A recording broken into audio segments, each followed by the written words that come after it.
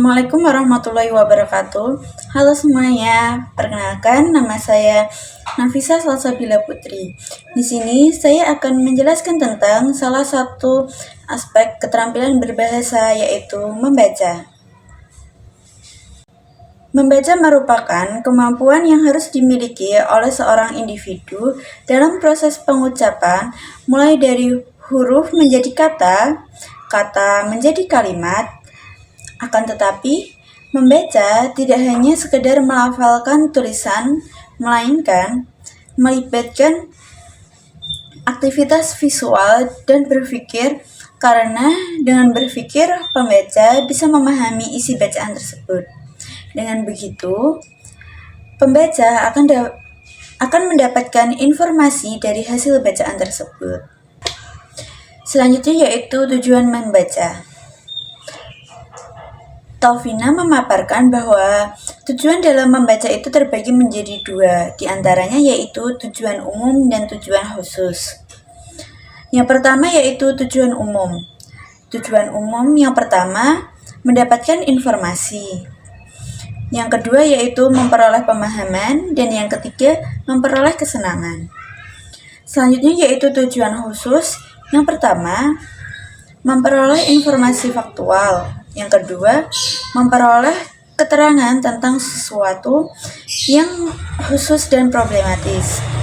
Tujuan khusus yang ketiga yaitu memberikan penilaian kritis terhadap karya tulis seseorang.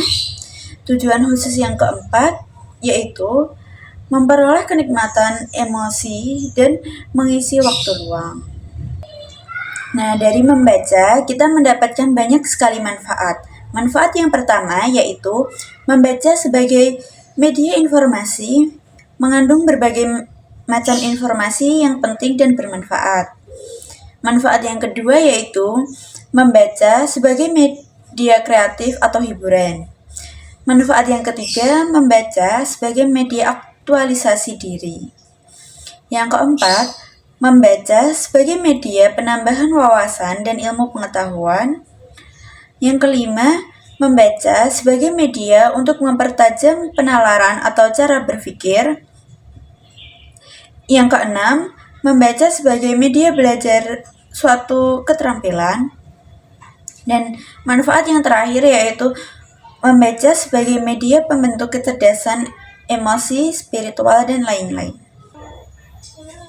Selanjutnya yaitu jenis-jenis membaca. Jenis-jenis membaca dibedakan menjadi dua. Yang pertama berdasarkan tekniknya, yang kedua yaitu berdasarkan tingkatannya.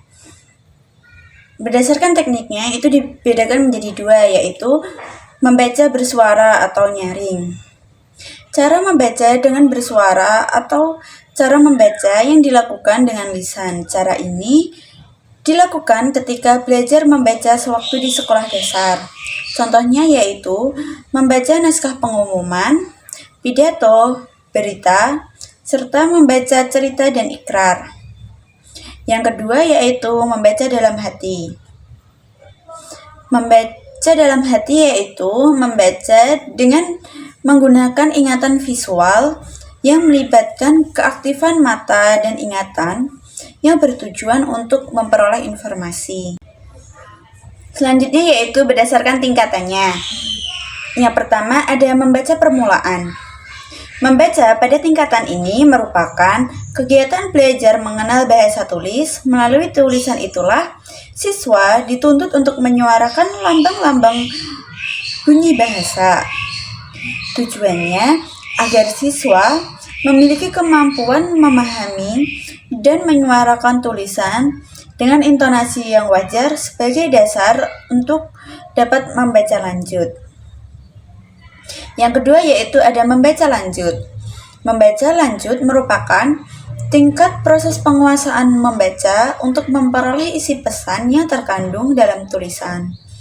Tingkatan ini disebut sebagai membaca untuk belajar. Nah, membaca lanjut ini dibedakan menjadi 5 bagian lagi, yaitu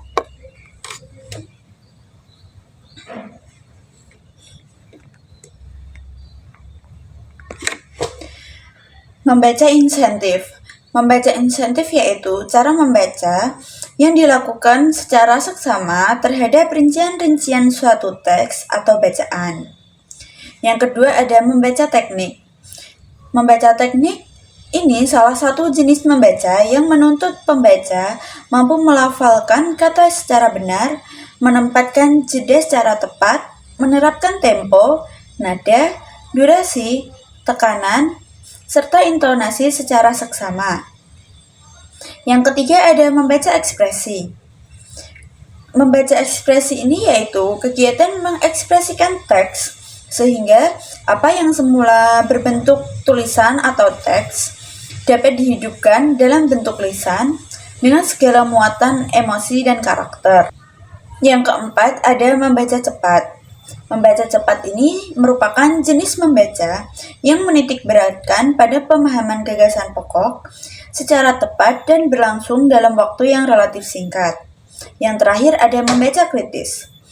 Membaca kritis ini merupakan kegiatan membaca yang ditempuh secara bijak, mendalam, dengan tujuan menilai dan menganalisis, serta bukan sekedar mencari kesalahan atau pilihan kata yang ada dalam bacaan.